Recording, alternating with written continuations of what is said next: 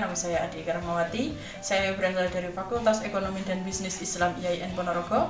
Di sini saya akan menjelaskan sedikit tentang apa sih kewirausahaan itu. Ya, langsung saja kita masuk kepada materi, yaitu kewirausahaan. Yang pertama adalah pengertian wirausaha menurut para ahli. Yang pertama, menurut Geoffrey berpendapat bahwasanya wirausaha adalah orang yang mempunyai kemampuan melihat dan menilai peluang bisnis, serta mampu mengelola sumber daya yang ada untuk mencapai kesuksesan.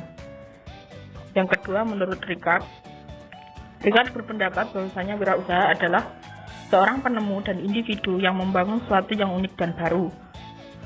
Yang ketiga, menurut Gibisai berpendapat bahwasanya wirausaha adalah pengusaha yang mampu mengelola sumber-sumber daya yang dimiliki secara ekonomis, berupa efektif dan efisien, dan tingkat produktivitas yang rendah menjadi tinggi. Selanjutnya, pengertian kewirausahaan menurut para ahli. Yang pertama, menurut Thomas berpendapat kewirausahaan ialah penerapan keinovasian dan kreativitas untuk pemecahan masalah dan memanfaatkan berbagai peluang yang dihadapi orang lain setiap hari.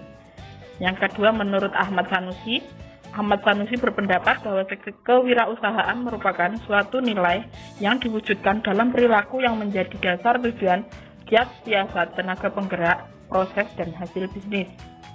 Yang ketiga, menurut Soeharto Prawiro berpendapat bahwasanya kewirausahaan merupakan suatu nilai yang dibutuhkan untuk memulai sebuah usaha dan perkembangan bisnis.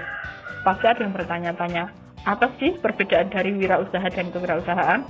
Jawabannya adalah perbedaan yang mencolok adalah dari makna dasar dalam pengimplementasiannya, yaitu wirausaha itu adalah orangnya, pelakunya, dan sedangkan kewirausahaan adalah kelihayan, keahlian, dan kemampuan yang dimiliki oleh wirausaha itu sendiri. Selanjutnya, karakteristik yang harus dimiliki oleh seorang wirausahawan handal. Yang pertama, percaya diri dan mandiri. Seorang wirausaha harus memiliki rasa percaya diri dan sikap mandiri yang tinggi untuk berusaha mencari penghasilan dan keuntungan melalui perusahaan. Yang kedua, berani mengambil resiko. Seorang wirausaha harus mau dan mampu meningkatkan kapasitas diri sendiri dan kapasitas perusahaan dengan memanfaatkan dan memotivasi orang lain, serta melakukan perluasan dan pengembangan usaha dengan resiko yang tidak terlalu besar. Yang ketiga, mampu membaca peluang. Seorang wirausaha harus mau dan mampu mencari dan menangkap peluang usaha yang menguntungkan, serta melakukan apa saja yang perlu untuk memanfaatkannya. Yang keempat, etos kerja yang tinggi. Seorang wirausaha harus mau dan mampu untuk bekerja keras dan tekun dalam menghasilkan barang dan jasa, serta mencoba cara kerja yang lebih tepat dan efisien. Yang kelima, mampu dan mau berkomunikasi. Seorang wirausaha harus mau dan mampu berkomunikasi, tawar-menawar dan musyawarah dengan berbagai pihak yang besar pengaruhnya pada kemajuan usaha, terutama para pembeli dan pelanggan.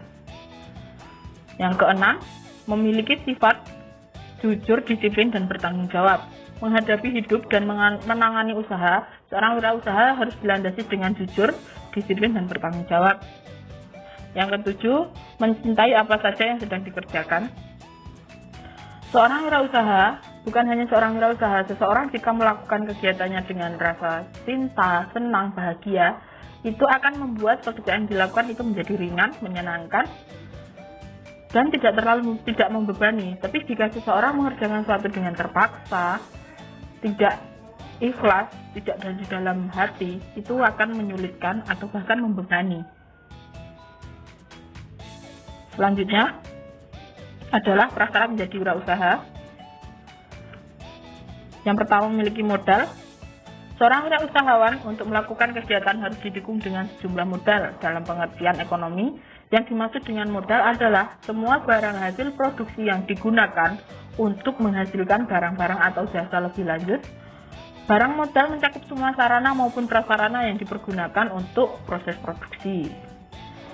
Yang kedua,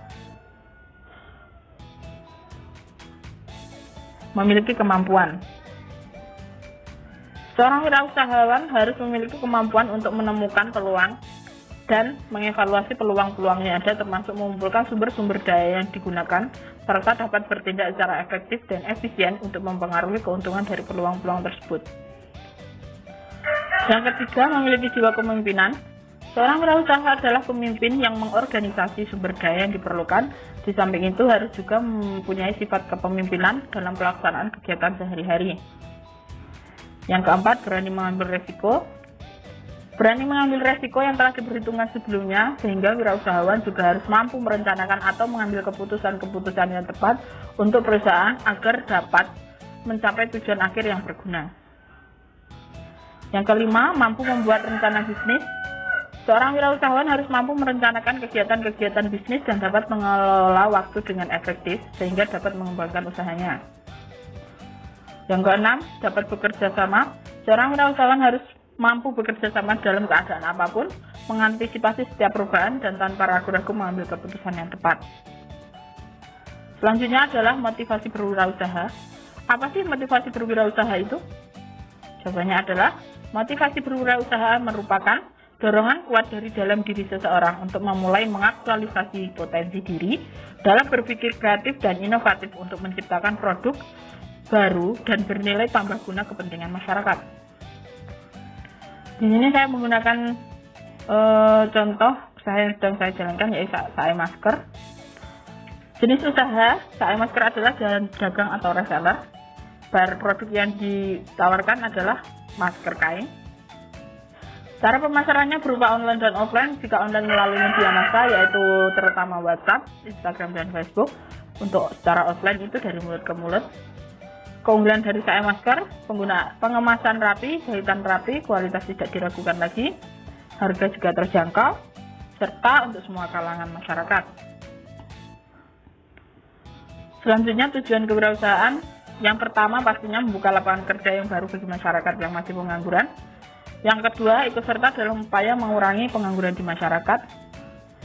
Jika pengangguran sudah teratasi, secara tidak langsung mengurangi jumlah kriminalitas, mengurangi gap antara kaya dan yang miskin, membantu pengusaha untuk semakin kreatif dalam bisnisnya. Sekian dari saya, apabila ada kurangnya saya mohon maaf. Jangan lupa like, komen, dan subscribe. Terima kasih. Wassalamualaikum warahmatullahi wabarakatuh.